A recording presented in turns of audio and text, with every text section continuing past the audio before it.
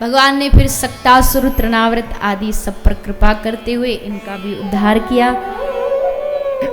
और बड़े हुए श्री ठाकुर जी धीरे धीरे अब मैया मैया कह करके बोलने लगे हैं। थोड़ा थोड़ा माता यशोदा पाँव में पायल बांध देती है तो श्री ठाकुर जी उस पायल के सहारे थोड़ा थोड़ा चलना सीख गए, थोड़ा थोड़ा चलने लगे हैं। ऐसी अद्भुत लीला करते हुए अब भगवान श्री बाल कृष्ण लाल ने नामकरण हुआ, भगवान का नाम रखा गया। फिर भगवान ने उखल बंधन की लीला के द्वारा समस्त गोपियों को रस दिया। उखल बंधन की लीला श्री ठाकुर जी ने मैया यशोदा की गोद में बैठ के जिद करते हैं कि मैया हमको दूध चाहिए, माखन मिश्री चाहिए।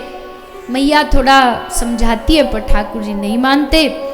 अंत में मैया गोद में लेके लाला को गोद में बिठा करके दूध पिलाने लगती है, पर चूल्हे पर रखा दूध उबलने लगता है। उस दूध को बचाने के बहाने श्री यशोदा मैया भीतर जाती हैं। ठाकुर जी एकदम क्रोध में भर के अपना बांसुरी लेकर के जितने दही के मटका मटकी सब फोड़ देते हैं। मैया यशोदा क्रोध में आके आज लाला को एक उखल से बांध देती है। लीला बड़ी प्यारी, 2 अंगुल रस्सी कम पड़ी और लाके बांधा, फिर कम पड़ी और बांधी, फिर कम पड़ी।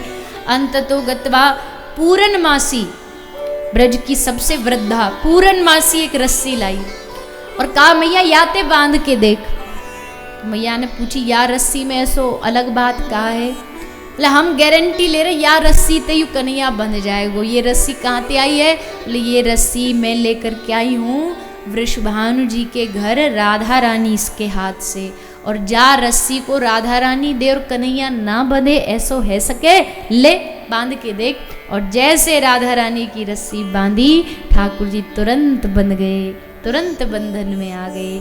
ऐसे दामोदर भगवान उखल के ढोरे ठाड़े हैं और उस उखल के बंधन दामोदर जो लीला जैसा मैंने कल भी बताया कार्तिक मास में हुई है। और कार्तिक मास में दीपदान का और नियम सेवा का बहुत महत्व है। यहाँ बहुत सारे गौड़िया मठ के लोग बैठे हैं तो आप सब जानते ही होंगे कि कार्तिक माह में नियम सेवा होती है। अलग अलग कोई नियम लेता है, एक समय भोजन करेगा। इस समय इसको राधा रानी का मास भी माना गया है। राधा रानी का एक नाम है उर्जेश्वरी, तो ये ऊर्जा व्रत भी माना जाता है। तो इस पूरे माह में नित्य दीपदान का महत्व है। और भगवान दामोदर की प्रसन्नता के लिए दामोदर अष्टक गाकर के भगवान को प्रसन्न किया जाता है। तो आइए थोड़ी देर उसका हम सब पाठ करें। जिसको आता है संग गाए, नहीं भी आता है तो महामंत्र का संग संग में जाप करें। और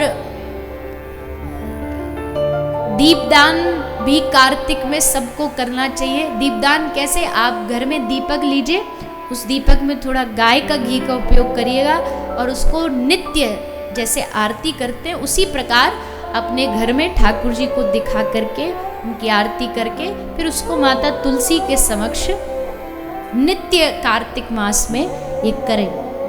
बड़ा प्यारा सा भाव है कि सारी ब्रज की गोपियां दीपदान करने पहुंच गई श्री यमुना जी के घाट पे। तो कन्हैया बोले मैं भी चलूंगा।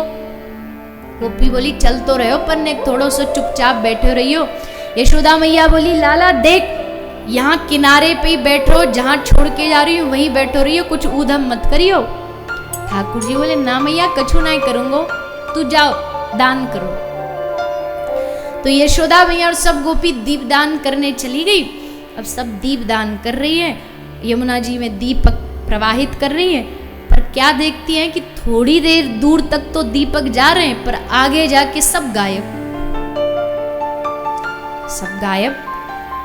तो यशोदा मैया को गोपिन को लगी कि दिए झाका रहे हैं, तो सबने जरा ध्यान से मुड़ के देखी तो किनारे पर श्री श्याम सुंदर सब दीपकन को अपने गोदी में लेके बैठे, सबको अपनी गोदी में लेके। यशोदा मैया ने बड़ी जोरते की अरे कन्हैया क्या कर रहे हो तू?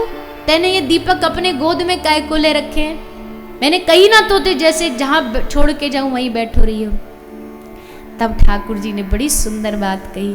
ठाकुर जी कहते मैया ये सारे दीपक पानी में डूब रहे, और मैया कोई डूब तो रहे ना तो वो मुंह को देख के अच्छो ना लगे, डूबते इनको पार उतारनो, किनारे लगानो, यही तो मेरो काम है। सो मैंने सब डूबते दिए इनको किनारे लगा दिए। यशोदा मैया ने कही डूब तो सब रहे हैं, तू का सबको बचाएगा? बोले नहीं सबको नहीं, पर जिन दिए इनको मुख मेरी तरफ, अर्थात जिस जीव का मुख मेरी तरफ होगा वो डूबेगा भी तो ठाकुर जी कहते मैं उसको कभी डूबने नहीं दूंगा, उसका हाथ पकड़ के किनारे पर लगा।